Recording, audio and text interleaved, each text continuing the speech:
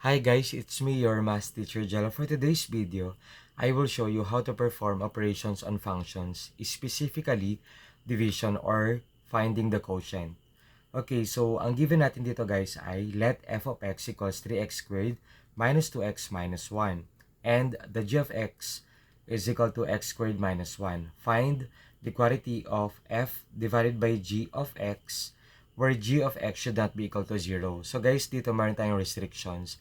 Kapag yung g of x natin or yung denominator naging equal to 0, meaning the equation or the function becomes undefined. So, kaya tayo may restrictions. Okay? So, let's solve. So, if we have the quantity of f over g of x, this is actually equal to f of x divided by g of x. Okay? And where g of x, ito guys, should not be equal to 0. Kasi magiging undefined siya. Okay, so this time, let's plug in or substitute the f of x. Sa given natin ay 3x squared. Copy lang natin guys. Minus 2x minus 1. All over, the g of x will be x squared minus 1. So, ganun lang kasimple.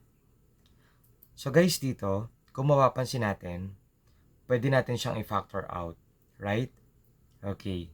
So, ganun ang gagawin natin, guys. Kapag pwede i-factor out natin. And then, kung hindi na po pwede, so yun yung magiging sagot.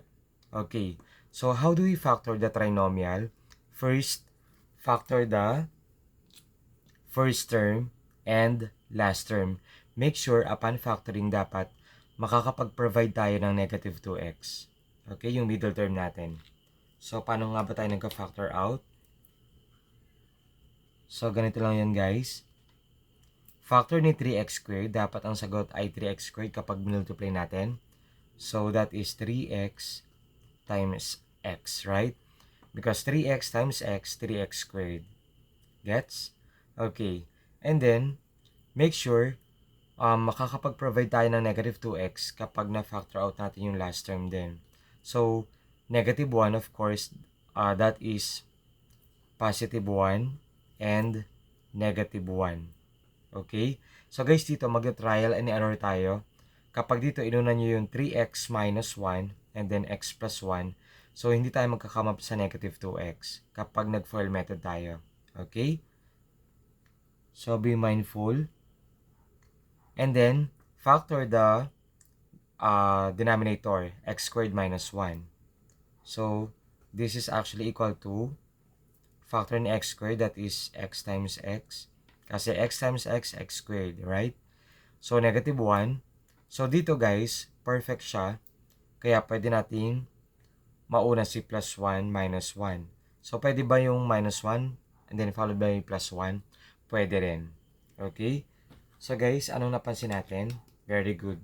So we have terms na pwedeng i-cancel out, right? So x minus 1, x minus 1. So we left by, okay, very good.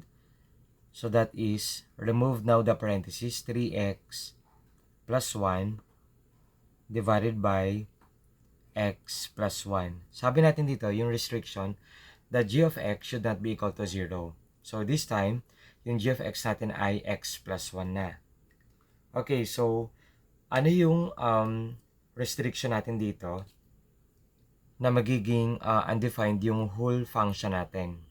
Very good. So, x cannot be equal to negative 1. Kasi kung negative 1 plus 1, that is 0. Magiging undefined yon when x is equal to negative 1. So, pwede lahat ng numbers except negative 1. Okay? So, ganun lang kasimple at kadalay. Kung meron kayo natutunan sa video ito, kindly like and share. Thank you for watching.